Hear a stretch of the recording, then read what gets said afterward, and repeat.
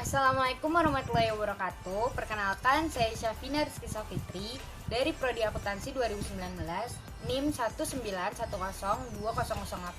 Nah, jadi di sini saya akan menjelaskan tentang negara hukum.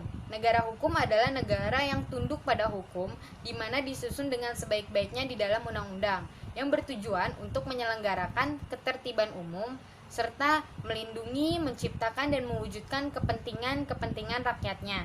Di sini juga ada fungsi dan juga tujuan dari negara hukum, yaitu ada dua. Dalam arti sempit, dia disebut negara hukum klasik.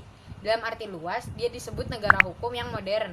Nah, jadi tugas dari fungsi dan juga tujuan negara hukum ini, yang pertama, negara hukum klasik. Tugasnya adalah menjaga agar tidak terjadinya pelanggaran terhadap ketentraman serta ketertiban umum, seperti melindungi jiwa, melindungi benda, melindungi hak asasi rakyatnya secara pasif, dan juga tidak ikut campur tangan dalam bidang perekonomian atau penyelenggaraan kesejahteraan rakyat.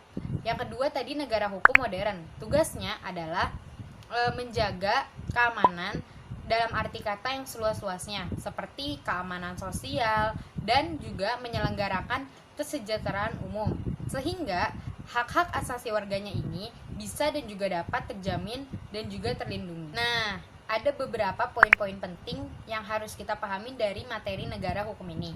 Yang pertama itu menjelaskan tujuan nasional, di mana tujuan nasional ini adalah sasaran segala kegiatan suatu bangsa yang perwujudannya ini harus diusahakan secara terus-menerus. Tujuan nasional bangsa Indonesia ini tercantum dalam alinea keempat pembukaan Undang-Undang Dasar 1945 yang berbunyi, kemudian daripada itu, untuk membentuk suatu pemerintahan negara Indonesia yang melindungi segenap bangsa Indonesia dan seluruh tumpah darah Indonesia, untuk memajukan kesejahteraan umum, mencerdaskan kehidupan bangsa, dan ikut serta melaksanakan ketertiban dunia yang berdasarkan kemerdekaan, perdamaian abadi, dan keadilan sosial. Untuk poin kedua yang dapat kita pahamin yaitu menjelaskan konsepsi negara hukum. Menurut Muhammad Tahir Azhari, ada 5 konsep negara hukum. Yang pertama, konsep nomokrasi Islam. Yang kedua, yaitu konsep Rechtsstaat. Yang ketiga, konsep the rule of law. Yang keempat, konsep social legality. Yang kelima, konsep negara hukum Pancasila. Nah, saya akan menjelaskan konsep-konsep tersebut. Yang pertama, konsep nomokrasi Islam.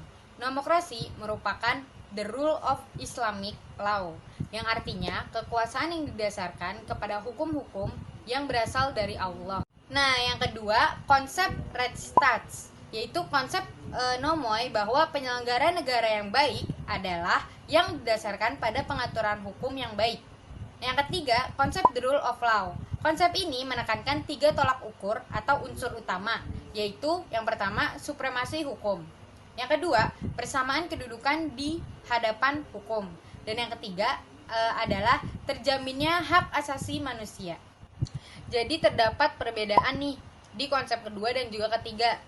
Perbedaan yang mendasar ini antara konsep Rechtsstaat dan juga konsep the rule of law. Di dalam konsep Rechtsstaat itu peradilan administrasi negaranya ini merupakan sasaran yang sangat penting. Dan sebaliknya, di dalam konsep the rule of law itu peradilan administrasi tidak diterangkap karena kepercayaan masyarakatnya ini demikian besar pada peradilan umum, dan juga ditegakkannya hukum yang adil dan tepat karena semua orang mempunyai kedudukan yang sama di hadapan hukum. Nah, pada konsep keempat ini namanya konsep socialist legality. Konsep ini dianut oleh negara dua komunis atau sosialis. Inti dari konsep ini adalah bahwa hukum diletakkan di bawah sosialisme.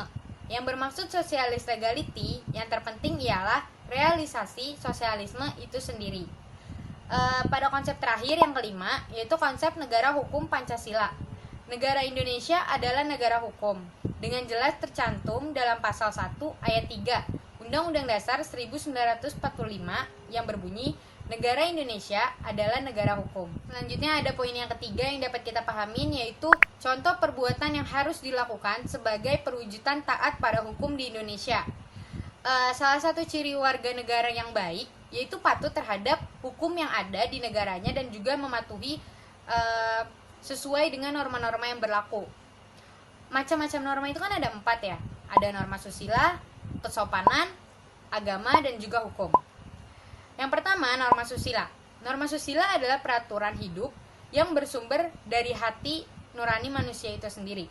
Contoh-contoh perilaku yang dapat diterapkan yaitu seperti tidak mencuri barang milik orang lain, terus tidak membunuh sesama manusia, menghormati sesama, dan juga bersikap jujur. Sanksi yang didapat jika kita melanggar norma susila yaitu perasaan hati manusia itu sendiri akibatnya akan merasakan atau menimbulkan penyesalan gitu. Yang kedua, ada norma kesopanan. Norma kesopanan ini adalah ketentuan hidup yang bersumber dari pergaulan masyarakat. Contoh perilaku yang dapat terwujudnya yang dapat dilakukan yaitu yang pertama, yang muda harus menghormati yang lebih tua pada usia. Terus yang kedua, sebelum berangkat sekolah, pergi atau main harus izin ataupun pamit kepada orang tua. Yang ketiga, tidak meludah di kelas. Dan yang keempat, tidak merusak fasilitas sekolah. Sanksi yang didapat jika kita melanggar nilai atau norma kesopanan ini yaitu celaan dari sesama. Celaan tersebut tuh seperti kata-kata atau sikap kebencian, pandangan rendah orang sekitar, dan dijauhi pergaulan. Nah, yang timbul pun akan ada rasa hina, malu, dan dapat dikucilkan yang mengakibatkan menjadi penyakit batin hati itu sendiri. Nah, yang ketiga yaitu norma agama. Norma agama adalah ketentuan hidup yang bersumber dari Tuhan Yang Maha Esa. Isinya itu berupa perintah-perintah, ajaran, dan juga larangan. Contoh perbuatannya yaitu yang pertama, tidak boleh membunuh sesama manusia. Yang kedua, tidak boleh merampok harta orang lain. Yang ketiga, tidak boleh berbuat cabul. Dan yang keempat, harus menghormati orang tua. Sanksinya jika melanggar norma agama ini oleh Tuhan kelak di akhirat, yaitu berupa siksa neraka. Yang keempat yaitu adalah norma hukum. Norma hukum adalah ketentuan yang dibuat oleh pejabat yang berwenang yang memiliki sifat memaksa untuk melindungi kepentingan manusia dalam pergaulan hidup di masyarakat dan mengatur tata tertib kehidupan bermasyarakat. Contoh perbuatannya yaitu tidak mencuri milik orang lain, membayar pajak bumi pembangunan atau PBB tepat waktu, tidak melanggar atau mematuhi lebih tepatnya mematuhi tata tertib peraturan lalu lintas, dan yang terakhir menggunakan helm saat berkendara. Sanksi yang didapat jika melanggar norma hukum yaitu bisa berupa pidana, penjara atau denda, atau pernyataan bahwa suatu perbuatan tersebut adalah salah.